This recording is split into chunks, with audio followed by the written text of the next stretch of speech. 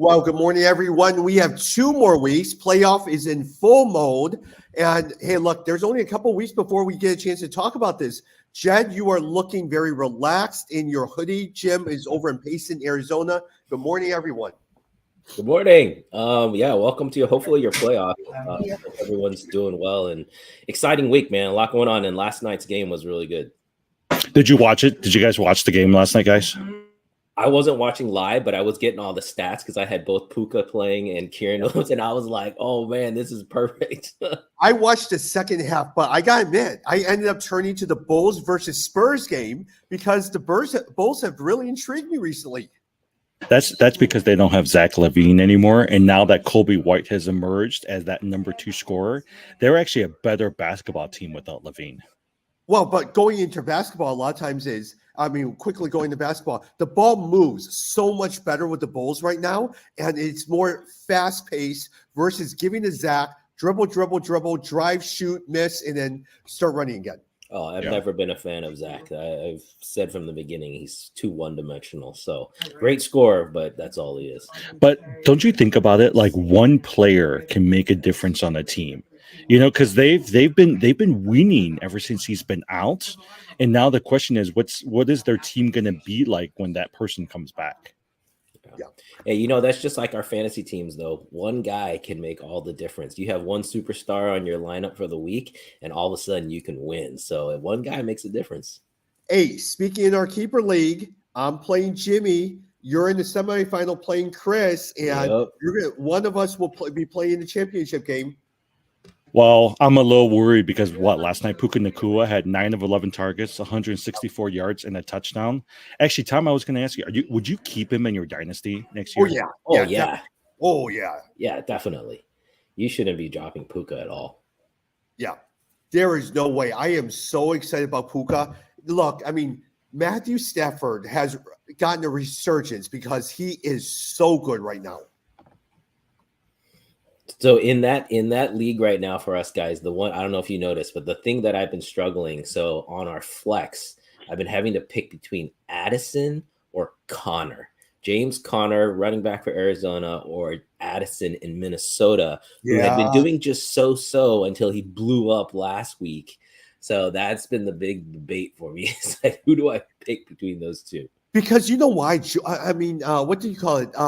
Nick Mullins is not a bad quarterback. No, not at all. He's a top. In fact, if you need a streaming quarterback, he is one you should take a look at. Geno Smith is another streaming quarterback you should take a look at. And it's too late now, but Derek Carr, I had Derek Carr sitting on my bench, but man, he put up numbers yesterday. He had 24, 25 fantasy points. So yeah. Yeah, you actually have a pretty good team. Are you going to play Brock Purdy over Tua? Yeah, that was the other choice, was Purdy over Tua. I am, because I just like the Purdy Ayuk connection. And if you look at Tua's numbers, he's really hot or cold. Like he's either super hot or super cold. And so I kind of felt like I want a little more steady presence. But both are tough because Tua's playing Dallas and Purdy is playing Baltimore. So that could be a really tough matchup. So yeah, I had a hard time picking between those two. Yeah, the hard part is Baltimore's defense is so good, and I can see them really working hard on limiting Purdy. And so for me, I was like, at this point, I might take a chance on Tua before Purdy, but Purdy's been pretty consistent. Yeah, it's tough. I mean, he's MVP candidate, right? You look at Purdy, everyone's talking about him in the MVP race. So yeah, I've been flip-flopping between the two. If you look at the rankings, they're right next to each other. They're basically 6 or 7 or 8 of your top 10 QBs for the week. So I don't know. We'll see. I might flip right before, but we'll see. Jim, here we are playing against in the semifinals. You're starting Browning as Cincinnati against going against Pittsburgh as well too. The only one that I'm really concerned about, Christian McCaffrey.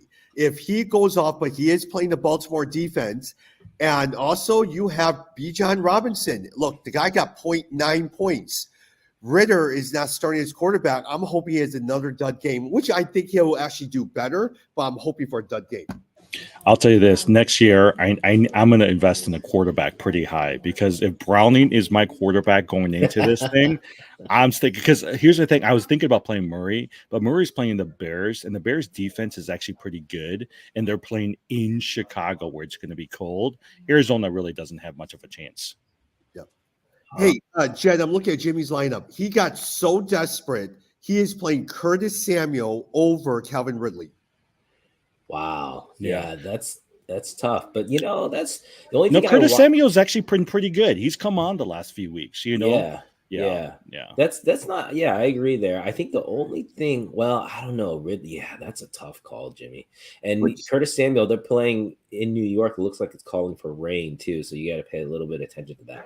and the Jets I, have great pass defense. yeah, I don't know. I might go with really there. The guy on your team that's really tough is Eckler. Eckler's been so bad. He has been so bad. That's the guy that I'm actually benching him in another league that I'm in the playoffs because he's just not been very good. No, I mean on paper, when I first started the season, it looked good, right? But Pollard has been inconsistent. Eckler's been inconsistent. Bijan's had his moments as well too. McCaffrey's the one person that's carried me this entire time. Yeah. Hey, at least you were able to survive Bijan Robinson's 0.9 points. A lot of teams did not survive his 0.9 points. Yeah. It's a good matchup for them this weekend against Indianapolis, which, speaking of which, if you have Jonathan Taylor on Indianapolis, he has been shooting up all the rankings because it is pretty clear he's going to play and have a lot of the carries against Atlanta. So if you have Jonathan Taylor, I'd be getting him into your lineup. Yeah, I think Zach Moss is still dealing with that shoulder injury. Yep. And so, I mean, I thought Taylor's going to be out for most of the season and Zach Moss was going to take over, but it does seem like Jonathan Taylor is going to be the starter this week. Yeah, in some leagues, I know he was dropped. So some people really, lucked out when he first took that injury or had the surgery. Yeah. Hey, before we go into news notes, a quick question. Do you guys like these Saturday games that the NFL is doing right now? I used to like them. I don't like them anymore because I've been really paying attention to college football. I don't know if it's because my son's in college, my oldest son's in college now, but I've been paying to college football. So usually my Saturdays, that's what I'm watching. Yeah, and I also it hurts my red zone viewing because I like so many games on red zone, and now there's not that many. And then this Monday, there's 3 Monday Night Football games. Yeah, I don't know if you heard it, but that's something that they're testing out is doing multiple games on Monday night right now. I don't know if I like that because you're literally going back and forth. Like if you watched the Peyton and Eli show last time, they literally were trying to go back and forth watching both games. Like red zone. That's it's a little much. Versus, I like back in the old days, Monday Night Football back-to-back games. So you just knew that from 5 o'clock all the way to 10, you're watching football. Agree. I like that better. Well, and then this week, the Bills game for Bills versus Charger is on streaming on Peacock. And so for people who don't have Peacock, like you're kind of screwed. That hit me actually. I was trying to watch a Purdue basketball game. It was only on Peacock. I was like, oh man, I don't have Peacock. The other thing though, I was thinking from the NFL perspective, the reason they might like 2 games Monday night not back to back, but at the same time, it protects them from a dud game. So if one of the games is really bad or a bad matchup, right, then you can just direct everyone to the other game. Yeah. So, okay. Hey, quickly, Kyren Williams, 22 rushes, 104 yards, touchdown. He scored close to about 16 fantasy points. Would you say he's one of the best pickups this year on the waiver wire for most people? Oh, the two, Nakua and Kyren Williams. I mean, even for my team, they have led me all day. Achane as well, too. The only problem I have with those guys is they got injured for the majority of the time. So I wouldn't say he's the best pickup, just because he was injured for a long time and it hurt my chances. Both him and Achane really kicked me out of the playoffs with their lack of availability. Yeah, but you're keeping those guys, right? Kyren Williams and Achane, there's no way you're not keeping those guys. No. Kyren Williams is such a good runner, and Nakua, as Cooper Kupp gets old, you're going to see Nakua continue to elevate. Yeah, no, that's good. And then Alvin Kamara did not do much at all. He was hovering close to about 5 fantasy points, finally finished like 7 to 8 fantasy points, only 9 rushes, 19 yards, received 16. For a lot of people, it's the same as last week, when Bijan Robinson was on. For a lot of people who have Kamara on there, he didn't do much. Well, plus at the same time, if you look at Kamara, I don't think even going next year, he will drop down to the 4th round or something like that. He is not an elite starter anymore. Yeah, it's a little bit of the changing of the guard when you look at Kamara and then Derrick Henry. Those are the 2 guys where, great talents before, but they're really on the tail end now. They're starting to decline. And so, I mean, Kamara had some great games, but just also total duds like last week. I would imagine, correct me if I'm wrong, Jed, you're not going to keep Derrick Henry next year, are you? I don't dynasty? think so. I don't think so, but it's a tough call. I really value the running back position. It's nice to not have to chase the running back position. And so you guys know I dropped Dalvin Cook last year. And so it's a tough call because he's pretty much the only running back I could keep. Yep. Yeah. And Jed, we're seeing the emergence of a James Cook. And next year, we're going to see J.K. Dobbins and Cam Akers coming back very strongly. Yep. Yeah. I will say, I mean, I know we're going to talk about James Cook later on. So earlier this year, I traded a Breece Hall for James Cook, and I was kicking myself because Breece Hall had a couple of good games. But I'll tell you this, I am glad that I got James Cook because James Cook has been so good for me the last few weeks. Yeah, that's been an equal trade, I would say. Because at the time, I still would prefer Breece Hall over a James Cook, but you're right, he has been killer. I mean, and I don't know if that's made more just the Bills figuring out how to use him finally, but he's definitely been strong. Yeah. Oh, we're seeing a change in the guard, like what you said. We're seeing in terms of the Derrick Henrys of the world, Alvin Kamara of the world, the Joe Mixons of the world. They're just getting older, slower, all of that stuff. And now we're seeing these young guys like a Kyron Williams that could really catch. Jamar Gibbs, I think, will be an excellent runner. Well, even the Kenneth Walker, if you watched him last week in the Monday Night Football, Kenneth Walker is really good. I mean, he's inconsistent. Like even this week, most likely they're saying that he may not play in Zach Charbonnet, but Kenneth Walker is amazingly good. But at the same time, since Marshawn Lynch, when have Seattle running backs been consistent? They've always been injured. Yeah. Sean Alexander, man, my favorite Seattle Seahawk. Yeah. He was a good fantasy. Mine was always Priest Holmes as a fantasy running back because he was always good. Anyways, Cooper Kupp, 6 of 12 targets, 52 yards. Do you guys think that he's going to be wide receiver 1 next year or even going in the first or second round? Probably third round. Yeah, definitely not wide receiver 1. I would argue he may not even be. Well, I think he'll be top 10. He's not top 5. I can think of 5 wide receivers I want more than him.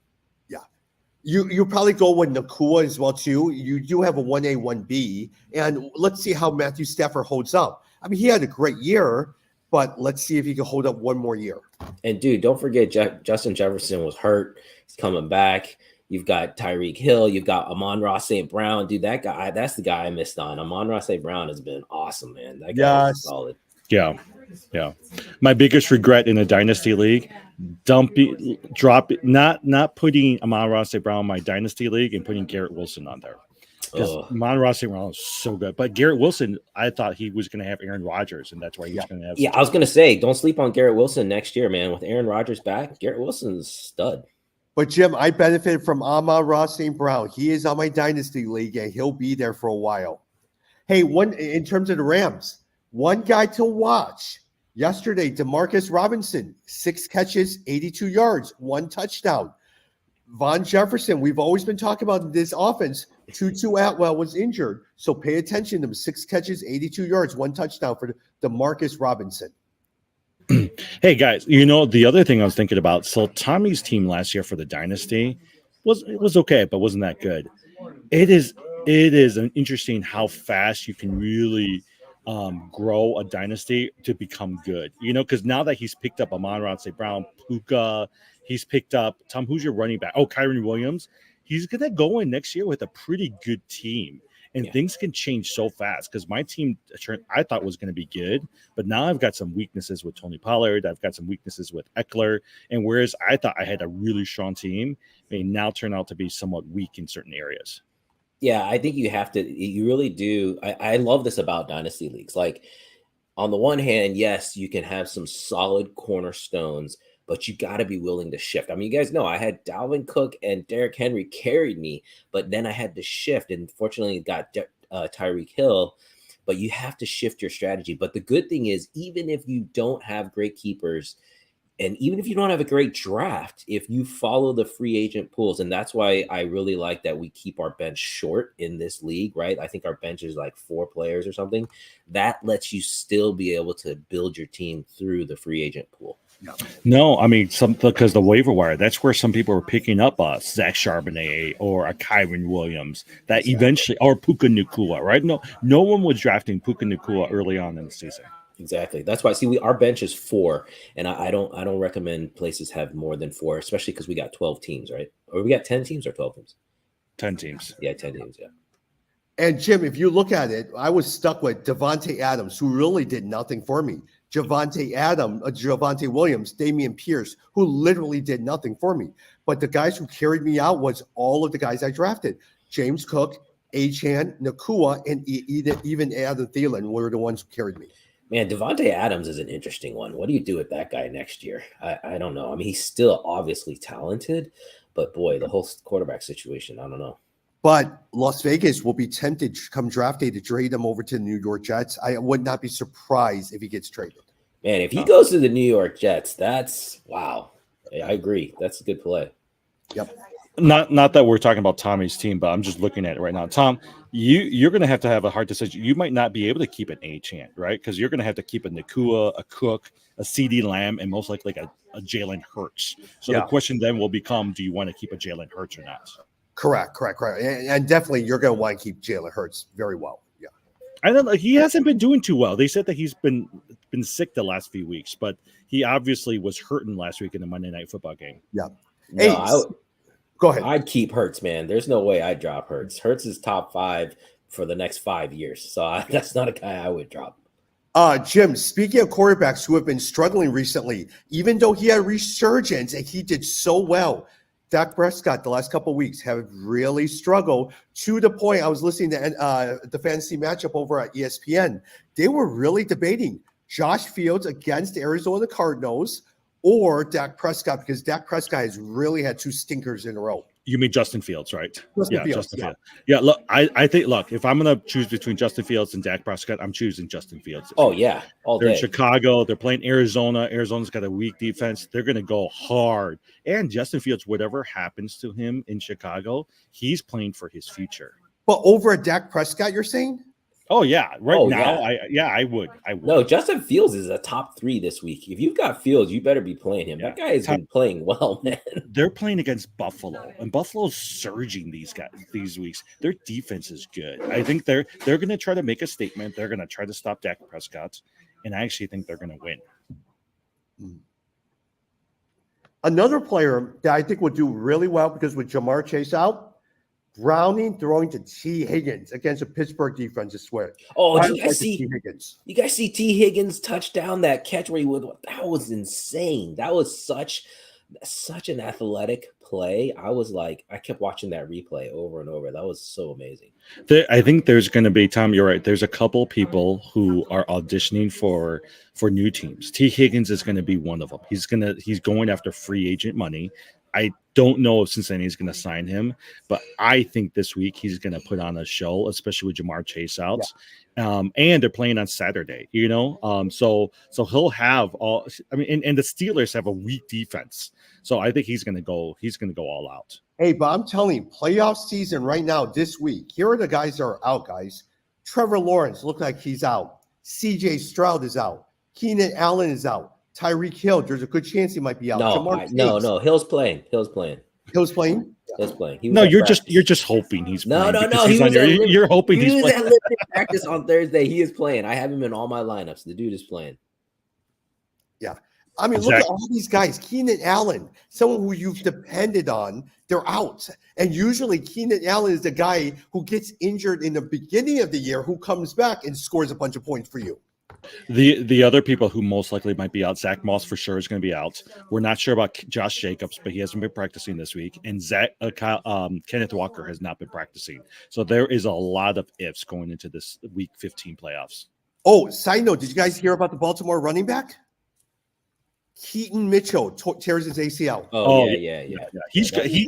I like him. He's good. I like Keaton Mitchell. I mean, I like J.K. Dobbins, but all those guys in Baltimore keeps tearing their ACL.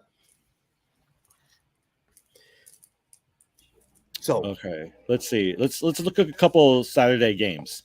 Since you talked about it, Bengals versus Steelers. I was reading this. Who was it? It was some guy on ESPN was talking about Ryan Clark. Yeah, Ryan Clark was Ryan saying, Clark, why former is it Steeler. that all the Steelers wide receivers are always cancerous? Pickens, Brown, Schuster, there's always Plaxico Burris. There's always issues going on with those guys. Steelers are not doing well right now. Who are you guys looking at for that game? If Mason Rudolph plays, Oh, look at George Pickens. At least he could throw better than Trubisky. that's anybody could do. I don't know. I mean, like we talked about Browning, T. Higgins. I mean, there's a couple Bengals I like. I have stayed away from the Steelers ever since Jalen Warren went out. I have stayed away from the Steelers, so I'm not a fan of their wide receivers. I agree with the commentator. I don't think their wide receivers have been really consistent. And Pickens is so talented, right? Like he was expected to be not wide receiver 1, but at least wide receiver 2. But he hasn't even registered that. And Jalen Waddle for a while was doing pretty good, but none of them are fantasy relevant right now. The only thing is, though, that this game is probably going to be a shootout. I bet there's going to be a lot of points. That's the only thing that's kind of making me think, man, you know what? You pick up a Steeler. If you're desperate and you have a flex spot, pick up a Steeler and you might catch some of those points. Actually, you know what? As you guys are talking, don't be surprised if Pat Fryermuth comes out and There you gets a go. lot of points and probably 60 yards, 2 touchdowns, or something like that. There So you the go. question, Jed, is: are you going to play him versus Likely? Oh no! I like Likely has been so good. Likely's been good. Likely's been good. And Baltimore has really leaned on him, and so I'm really happy with Likely. Yeah, no, I'm not playing Freiermuth. But there was always potential. Even last year, I mean, he had a couple starts where he didn't do well, but people always talked about how good Likely was. Okay, hey, quick question, side thing. Travis Kelce or Sam Laporta next year? Tight end number 1. I love Sam Laporta. Laporta's so good. Yeah, Laporta. I would choose Laporta over Kelce right now because Kelce has not done well. I told you guys I felt bad this in my other league at work. One guy dropped Laporta during one of the heavy bye weeks. He just had no choice. Well, he felt like he had no choice. I swooped in, picked him up, and then basically the last game before the playoffs, his tight end got him like 2 points or something, and that's what kicked him out of the playoffs. Hey, Jed, do the people you work with know you do a fantasy football podcast? Yeah, so some of them I'm sure watch. I'm sure some of them watch. Do they ever think that you have knowledge going into these leagues that most other people don't know? Oh no, they all know that they're like. So I'm the defending champ, but it's a money league, so it's heavy money. So people are serious and into it. But I'm also the boss, so it's like you don't want to make me too mad. Well, anyways, I'm hoping Browning will do good. Bills versus Chargers. Someone was saying this is when the Chargers usually win, when they're out of it, when everything is out and they're favored to lose, they end up winning. And so you might expect a decent game from the Chargers. Yeah, but they have no one. Herbert's not playing. Eckler is the only one left standing. No Mike Williams, no Keenan Allen. I mean, Palmer. what? You could throw a Palmer in there maybe. But no, Yeah. I agree. And guys, remind me next year when we're starting up our podcast again, not to buy the hype into the Chargers. I've gotten burned by the Chargers so many times because you think their offense is going to be so good. But man, it has been so disappointing. But I am interested to see who they hire as their coach. Yeah, hopefully they can turn it around. What if they hired Jim Harbaugh for San Diego? Can you imagine if they did that? Yeah, that would be cool. Oh, and speaking of Jim Harbaugh, did you guys see yesterday's news? They have some major violations coming against Michigan Harbaugh. Wow. I think Harbaugh's on his way to NFL. My guess is he's going to try to win a championship, and he's out because they're coming hard after him. He must have pissed off all of those Big Ten NCAA guys because those guys are relentless against him. It's good college football games too for those of you watching out there. It's going to be an exciting. Yeah. But I was hoping. I mean, now you have UT against University of Washington. I was hoping to see Michigan and Alabama on opposite sides because that's what I wanted to see in the college championship game. Yeah, no, basically that is the championship. So I mean, I think UT is. I'm really biased against UT guys. I think they're overrated. I think they could beat Washington though, and the real test is Michigan and Alabama. Oh, I was looking. I said, how in the world did Washington do so well for them to be in the championship game? Yeah. Yeah, I really wanted UT against Michigan against UW and UT against Alabama. Yeah, remember that this is the last year it's going to be just 4 teams. So next year it goes to 12 teams. It'll be a lot better. You'll see really quality matchups at the end. But we'll see. UT is one of the teams I hate. Alabama is the other team I hate. So if those two get in, I might not watch the championship. I think the hard thing about college football these days is transfer portal. NIL has changed that so much that I don't even know how some of these other teams in college football are going to compete. Oh, they were talking about Manning's nephew is getting $3.2 million to be a backup over at UT. Brock Purdy, as a starting quarterback, is getting $820,000. Yeah. Oh, you've got NILs that are in the 10 million range. Marvin Harrison Jr., they're trying to get him to stay 10 million. That's serious money. Yeah. All right, Sunday game, Lions versus Vikings. I think there's going to be some points that are going to be scored there. I think Jamar Gibbs is going to do well. I think Amon-Ra St. Brown is doing well.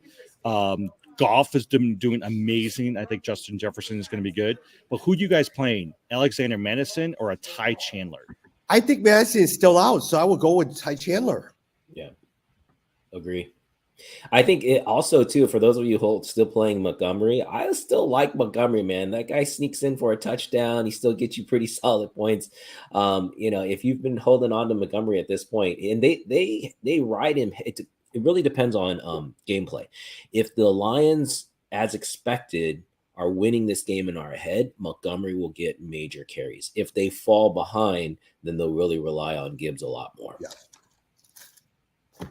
But don't you guys think that right now Jamar Gibbs is the starter and Montgomery is almost like 1A?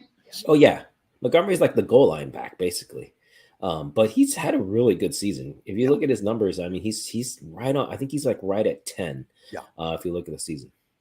And Detroit does a great job. Look at last year with Jamal Williams with 13 touchdowns. They just do a very, very good job with these short yardage running back. David Montgomery is faster, leaner, and younger, and I think he does a great job. I would probably pick him very high again next year. Just to let you know, Alexander Madison has been practicing this week. There has been no decision as to who the starter is, but there's been some talk that they're leaning to keeping Ty Chandler as a starting running back.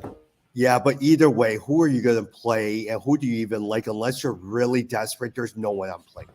See, Madison and Tony Pollard are really good examples where sometimes you think the number 2 back is, or AJ Dillon, like you think the number 2 back, if he was the number 1 guy, he would be like double his current output, but actually it doesn't always work that way. Yeah. I'll tell you this, the person who I don't know whether or not to play is Addison, right? He could have a very good week, or he could just have like single-digit fantasy points because Justin Jefferson out there.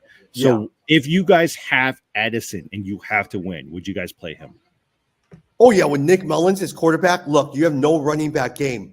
Justin Jefferson, their best corner, will be covering Justin Jefferson. And so a lot of times I would probably – look, Brian Branch will probably be on Justin Jefferson. I'd probably go with Jordan Addison.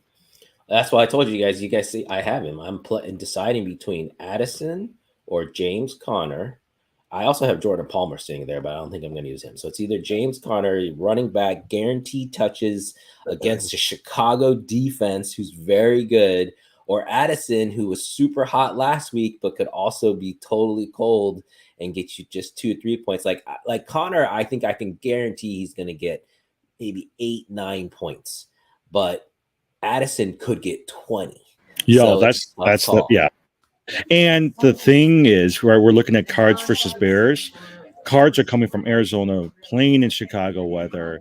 That usually doesn't fare well when a warm team goes into a cold area, and the Bears defense is really good right now. Yeah. And honestly, Arizona is out of the playoffs. The Bears are thinking they have a wild chance. Arizona's, I mean, they want a good draft position, all right? I would like Arizona to lose, but they won't lose. I think the Bears are going to win, but I would like Arizona to lose this week. Okay, Cowboys versus Dolphins. Do you guys think that Cowboys are going to win, number one? And then number two, who's going to have better fantasy day, CeeDee Lamb or a Tyreek Hill? Man, I hope Tyreek Hill. I think Tyreek Hill is still going after the records. So that's why I'm very confident he's going to play, and I think they're going to feature him. So I expect him to have a really big game. But CeeDee Lamb, I expect the Cowboys all to play well too. The Dolphins defense has not been very good. And also remember, the Dolphins, as far as who's going to win, I bet you the Cowboys are going to win. Remember the Dolphins? Crazy stat. They haven't beat a plus 500 team the whole season.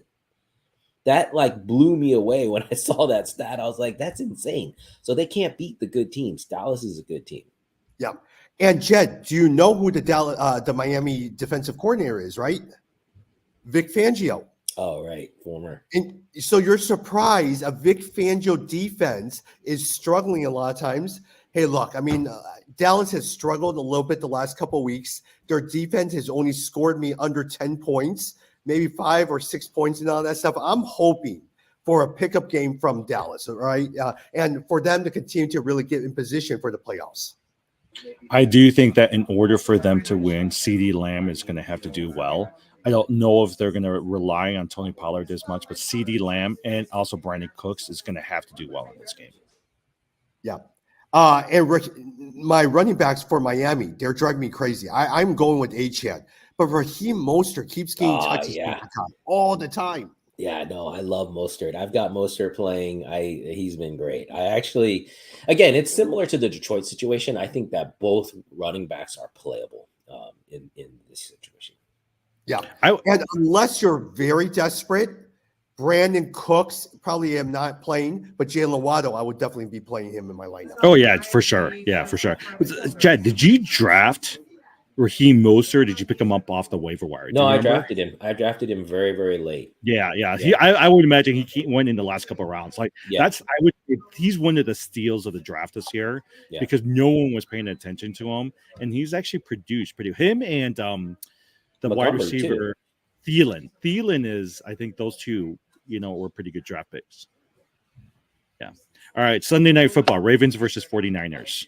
Who do you think is going to win? Because they're what, number one, number two. San Francisco's number one NFL rankings. Man. Baltimore's number 2 NFL rankings. Yeah, I'm surprised. So just to go back one step, the Dolphins, Cowboys. The Dolphins are 1.5 favorite, 1.5 point favorites, but that means that Vegas actually thinks the Cowboys are going to win because it's in Miami, and normally you get 3 points. So Vegas is saying the Cowboys are going to win. But the Ravens 49ers, the 49ers are 4.5 point favorites. That's a lot. I thought for sure it'd be a 3 point favorite. That means Vegas really thinks that the 49ers are going to win for sure.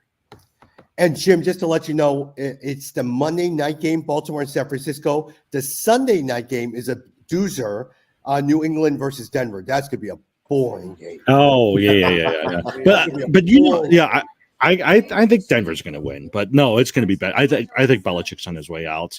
I think, I don't even know what's going to happen in New England these days. No, yeah. But sorry about that. But going back to what you guys were talking about with Baltimore and San Francisco, I am just impressed with the Baltimore defense.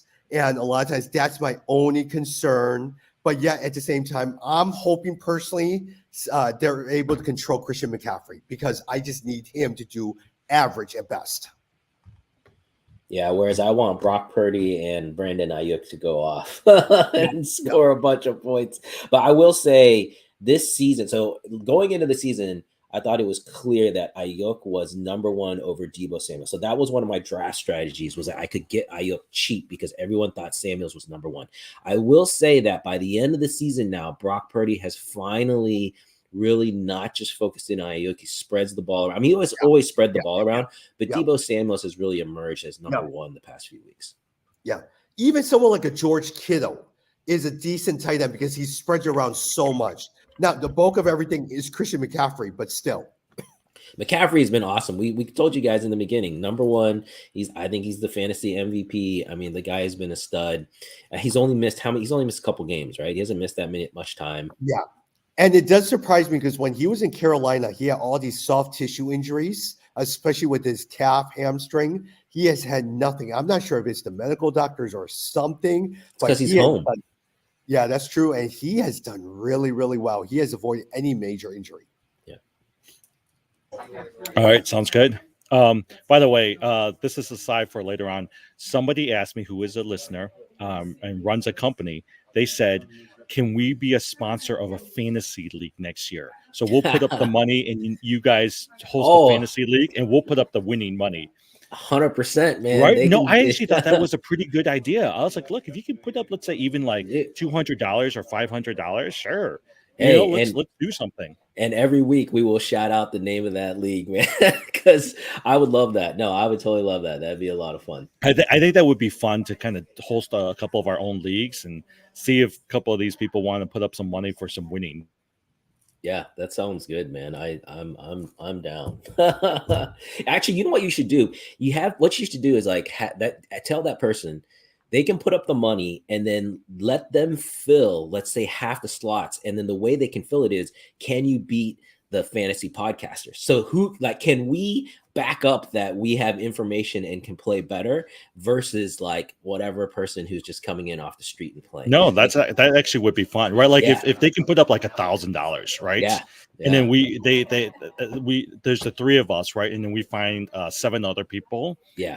That would be kind of neat. Yeah, so we're basically betting that one of the 3 of us, of course, we got to control. You can't like have trades between us and things, but one of the 3 of us could actually win. I'd be down for that because I'm always like, to me, the marker of a good fantasy manager isn't that you win every year. It's impossible. There's like too much luck involved.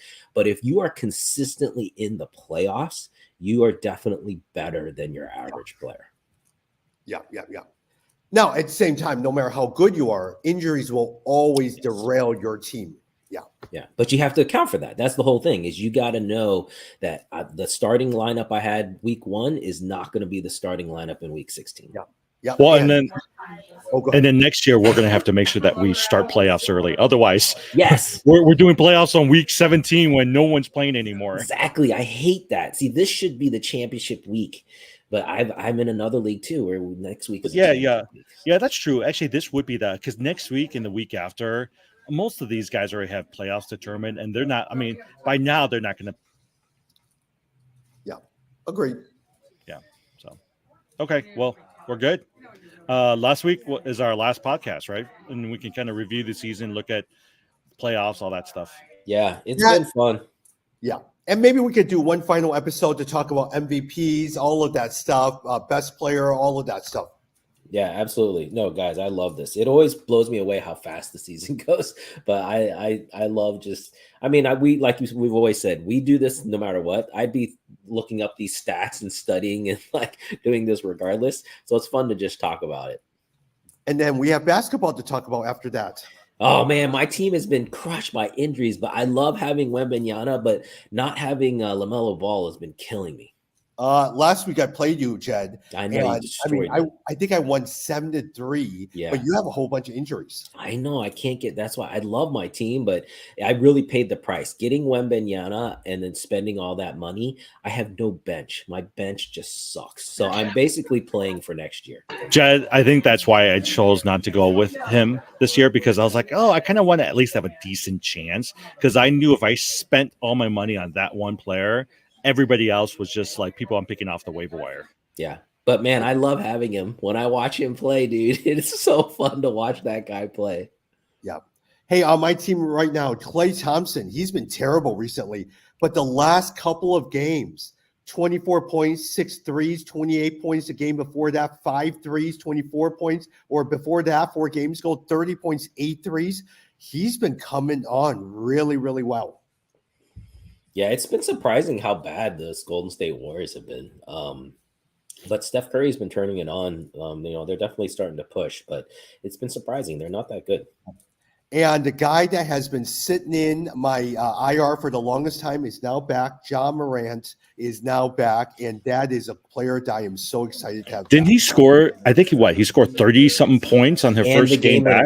If you guys didn't watch that game, it was a great game. He really took over in the third and fourth quarters, scored the game winner on basically a twisting. He spun in the lane 1-on-3 and scored the game winner layup. I mean, it was nuts. The 2 players that were sitting there that picked up on IR and just sat in IR was Miles Bridges and Ja Morant, and they are now back, and I am so happy with my lineup. Yeah, yeah, that was definitely a good pickup. John Morant, I mean, for those of you Chicago fans out there, he's the closest guy that reminds me of Derrick Rose. I mean, Derrick Rose, definitely the original, but John Morant, the way he drives and can just take over in the air, it's Derrick Rose like. Yeah. Hey, let me pick your brain on something a lot of times. Jalen, I was talking with John Mann and Jalen yesterday, and we were having a podcast, and fantasy basketball came up. Jalen believes that a lot of times if you should sacrifice one or two stats and just load it up. If you're really good at assists and rebound, just keep picking players to load it up. I like more of a balanced lineup. John Mann will argue he looks at minutes played for all the players because he wants to find the most consistent. I am always looking at double-double and always having a balanced team to address my weaknesses. What do you guys think? No, I agree with Jalen. Like I in basketball, if you're it's basically like a roto league, right? Like a rotisserie league where you've got at least 9 stat categories that count. There's no way you're going to be good at all 9. And so, and also most players, the way players work, they're not good at all 9. You can draft players who are multi-category, but really you do usually want to punt at least 1 or 2 of those stat categories and just not care about it. Free throws is usually the one. There's a lot of players who they're very good, but their free throw percentages suck. And if you're okay punting that one category, then you can focus on the others. It's just like in football. You can't be good at every single position in football. You've got to be willing to say, okay, I'm going to be weaker at quarterback or weaker at tight end or weaker at something, right? It's the same concept. Yeah. Jim, thoughts? Yeah, no, I agree with you. I mean, ideally, a guy like a Larry Markkinen or a Murray from Atlanta, those are just types of guys I like, that it's all around.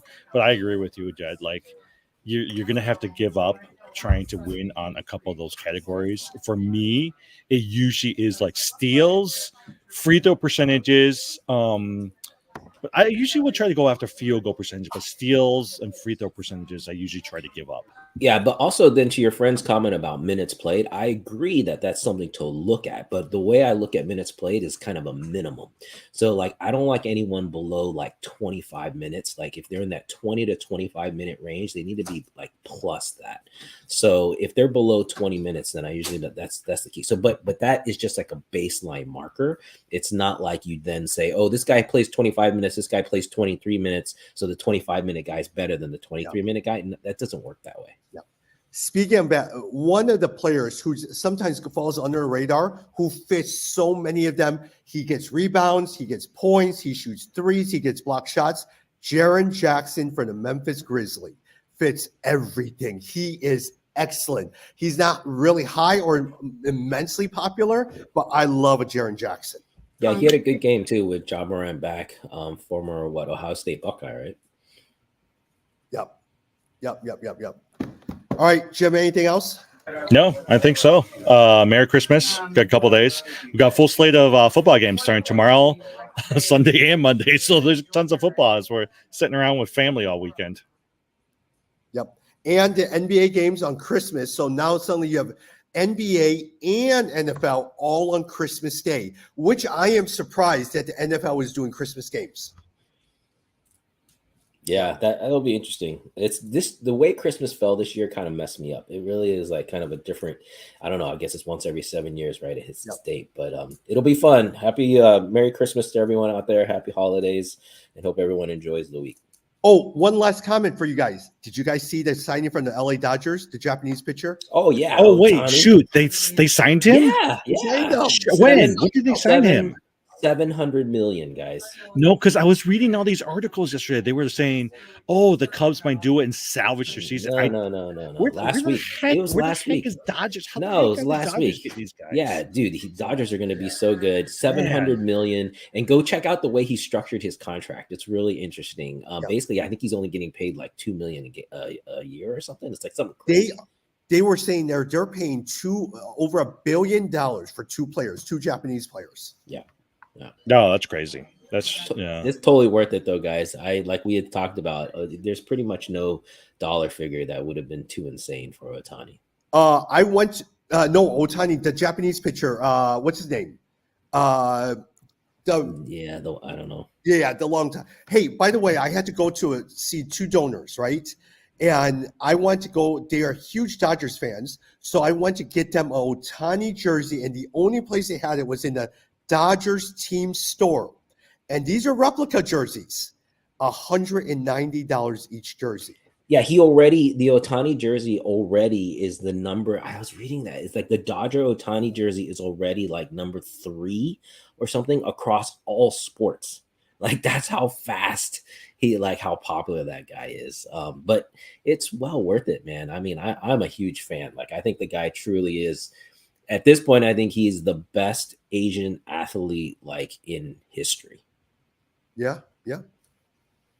I'm looking forward to seeing how well he does. Now, the Dodgers may have, sometimes when you just overload the team so much, you stink. Look at the Mets last year. So I'm interested in seeing how they do. Well, remember, he's not pitching at all next year. They've already said he's not pitching the whole year. He's just going to be hitting. So it's going to be weird. So the Dodgers aren't going to get to see him pitch for two seasons, basically, until the next second season. All right. Thank you, guys. Have a good one.